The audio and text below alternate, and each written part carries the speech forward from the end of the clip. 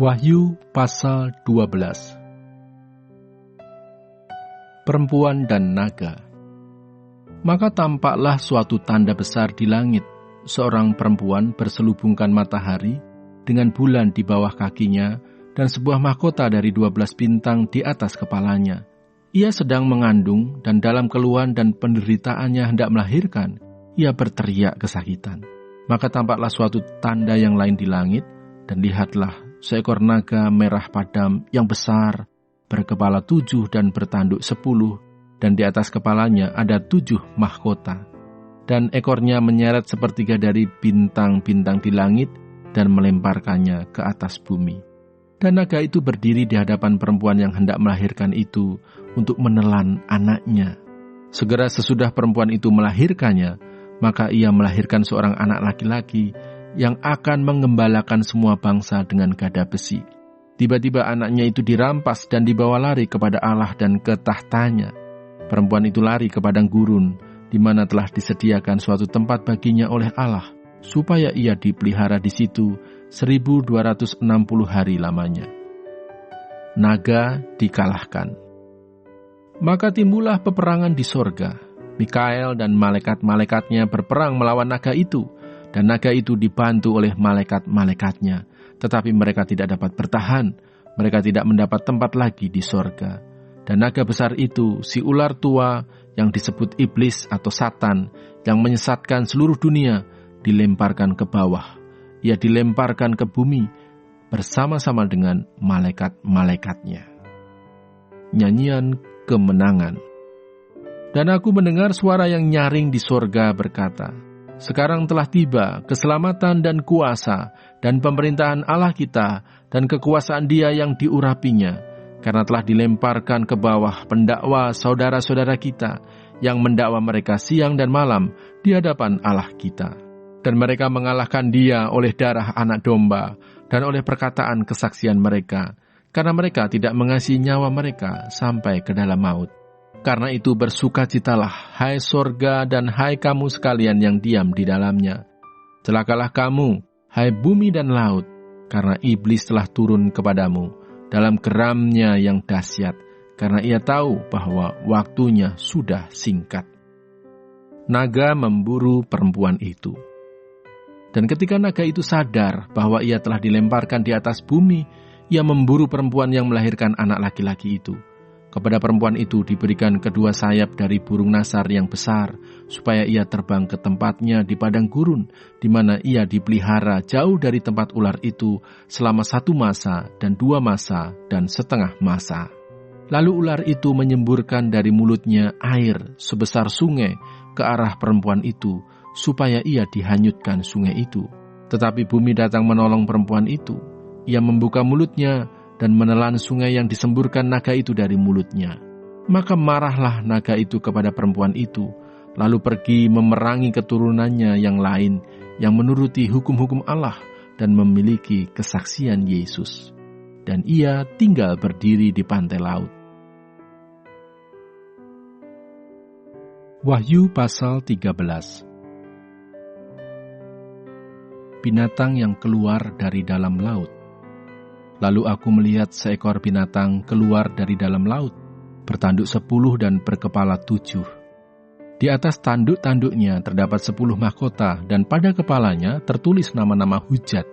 Binatang yang kulihat itu serupa dengan macan tutul, dan kakinya seperti kaki beruang, dan mulutnya seperti mulut singa. Dan naga itu memberikan kepadanya kekuatannya dan tahtanya dan kekuasaannya yang besar. Maka tampaklah kepadaku satu dari kepala-kepalanya seperti kena luka yang membahayakan hidupnya, tetapi luka yang membahayakan hidupnya itu sembuh. Seluruh dunia heran, lalu mengikut binatang itu. Dan mereka menyembah naga itu, karena ia memberikan kekuasaan kepada binatang itu. Dan mereka menyembah binatang itu sambil berkata, siapakah yang sama seperti binatang ini, dan siapakah yang dapat berperang melawan dia?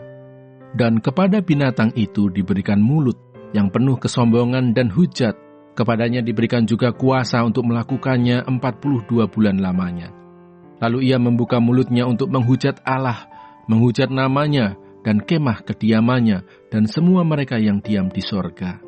dan ia diperkenankan untuk berperang melawan orang-orang kudus dan untuk mengalahkan mereka.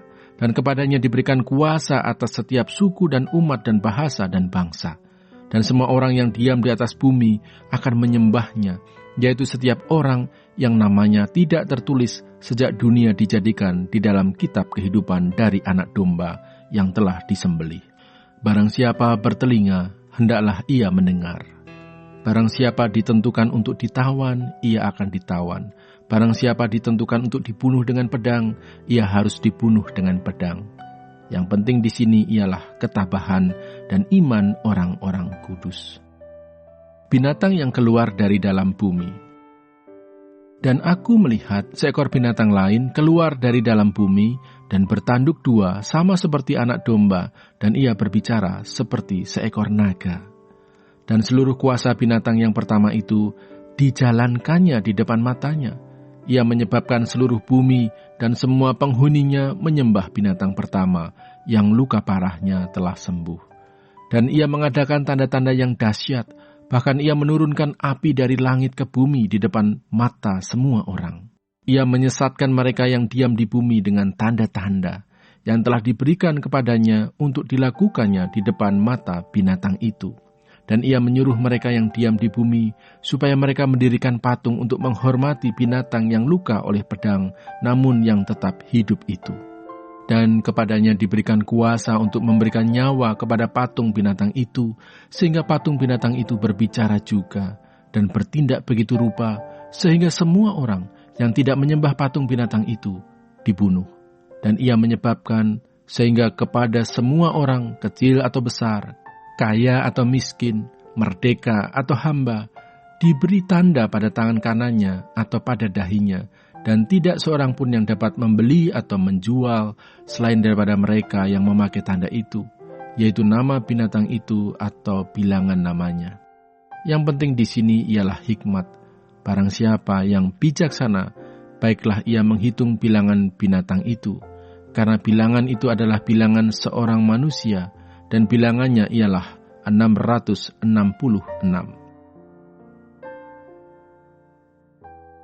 Wahyu pasal 14. Anak domba dan pengikutnya yang ditebusnya.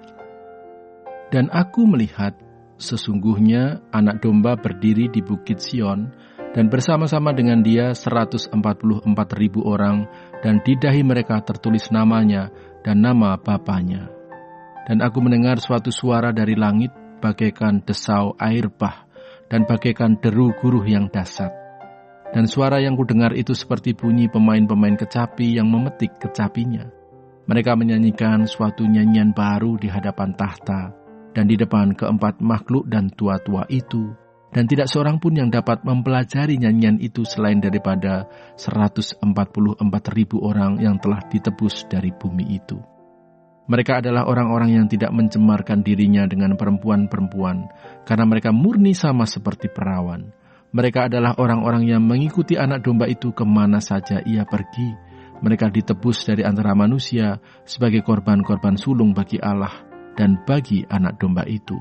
Dan di dalam mulut mereka tidak terdapat dusta. Mereka tidak bercela. Pemberitahuan tentang penghakiman. Dan aku melihat seorang malaikat lain terbang di tengah-tengah langit, dan padanya ada Injil yang kekal untuk diberitakannya kepada mereka yang diam di atas bumi, dan kepada semua bangsa dan suku dan bahasa dan kaum. Dan ia berseru dengan suara nyaring, "Takutlah akan Allah, dan muliakanlah Dia, karena telah tiba saat penghakimannya, dan sembahlah Dia, yang telah menjadikan langit dan bumi dan laut dan semua mata air." Dan seorang malaikat lain, malaikat kedua, menyusul dia dan berkata, Sudah rubuh Babel, kota besar itu, yang telah memabukkan segala bangsa dengan anggur hawa nafsu cabulnya. Dan seorang malaikat lain, malaikat ketiga, menyusul mereka dan berkata dengan suara nyaring, Jikalau seorang menyembah binatang dan patungnya itu, dan menerima tanda pada dahinya atau pada tangannya, maka ia akan minum dari anggur murka Allah yang disediakan tanpa campuran dalam cawan murkanya, dan ia akan disiksa dengan api dan belerang di depan mata malaikat-malaikat kudus dan di depan mata Anak Domba. Maka asap api yang menyiksa mereka itu naik ke atas sampai selama-lamanya, dan siang malam mereka tidak henti-hentinya disiksa, yaitu mereka yang menyembah binatang serta patungnya itu, dan barang siapa yang telah menerima tanda namanya. Yang penting di sini ialah ketekunan orang-orang kudus yang menuruti perintah Allah dan iman kepada Yesus. Dan aku mendengar suara dari sorga berkata, "Tuliskan, berbahagialah orang-orang mati yang mati dalam Tuhan sejak sekarang ini. Sungguh," kata Roh, "supaya mereka boleh beristirahat dari jerih lelah mereka, karena segala perbuatan mereka menyertai mereka." Tuaian di bumi. Dan aku melihat, sesungguhnya ada suatu awan putih, dan di atas awan itu duduk seorang seperti anak manusia dengan sebuah mahkota emas di atas kepalanya dan sebilah sabit tajam di tangannya. Maka keluarlah seorang malaikat lain dari bait suci, dan ia berseru dengan suara nyaring kepada dia yang duduk di atas awan itu, "Ayunkanlah sabitmu itu, dan tuailah, karena sudah tiba saatnya untuk menuai, sebab tuaian di bumi sudah masak." Dan ia yang duduk di atas awan itu mengayunkan sabitnya ke atas bumi, dan bumi pun dituailah. Dan seorang malaikat lain keluar dari bait suci yang di sorga, juga padanya ada sebilah sabit tajam. Dan seorang malaikat lain datang dari mezbah. Ia berkuasa atas api, dan ia berseru dengan suara nyaring kepada malaikat yang memegang sabit tajam itu. Katanya, "Ayunkanlah sabitmu yang tajam itu, dan potonglah buah-buah pohon anggur di bumi, karena buahnya sudah masak." Lalu malaikat itu mengayunkan sabitnya ke atas bumi dan memotong buah pohon anggur di bumi dan melemparkannya ke dalam kilangan besar, yaitu murka Allah. Dan buah-buah anggur itu dikilang di luar kota, dan dari kilangan itu mengalir darah. Tingginya sampai ke kekang kuda, dan jauhnya 200 mil.